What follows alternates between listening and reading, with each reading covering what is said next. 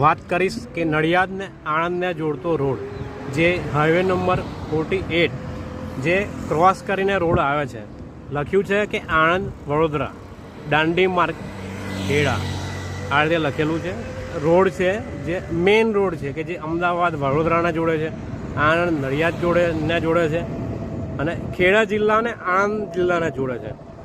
આ જોડતો માર્ગ જે માર્ગમાં એવું છે કે આ જગ્યાએ અંડરપાસ નહીં આપેલો કે હાઈવે નંબર 48 જે છે ત્યાંથી કોઈ બ્રિજ નહીં નીકળતો ઉપરથી, અને જે અવર જવર કરતા લોકો હોય એને આ રીતે સર્વિસ રોડ ઉપર રોંગ સાઈડ આ રીતે આવવું પડે છે. આખો મેઇન રોડ હોવા છતાંય હાઈવે નંબર 48 છે.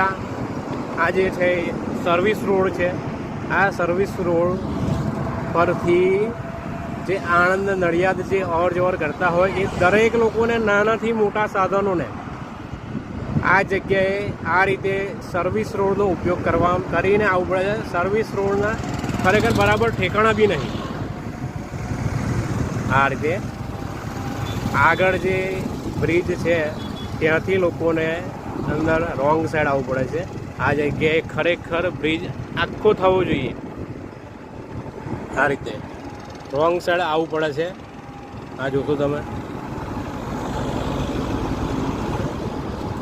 પબ્લિકને એટલી જે નવા માણસો હોય એમને ખબર જ નહીં હોતી કે આ આખો રોડ જે છે એ મેઇન રોડ જે છે, તેમ છતાં બી આ રીતે આવવું પડે છે. તો આની અંદર આનો સુધારો કરવામાં આવે, જે છે એ બ્રિજ આખો લાંબો બનાવવામાં આવે. જે રીતે વાસદનો બ્રિજ જેવો છે એવો, અને મેઇન અંડરપાસ આ જે રસ્તો છે એ જવા માટે વપરાય નડિયાદથી, અને પેલી બાજુ જે રોડ જે છે એ આણંદથી નડિયાદ જવા માટે વપરાય, એ રીતનું બનાવવામાં આવે. આ રીતે જોઈશું તમે કે આ રોડ છે, લખ્યું છે આ બાજુ ચકલાસી જવાય છે અને આ બાજુ આણંદ જવાય છે. આ બોર્ડમાં તમે જોશો તો આણંદ જવાય છે. મેઇન રોડ હોવા છતાં બી આ જગ્યાએ રોંગ સાઈડથી પબ્લિકને આવવું પડે છે.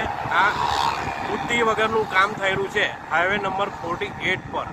તો આને ખરેખર સુધારવામાં આવે, બસ એવી જ અપેક્ષા રાખું છું.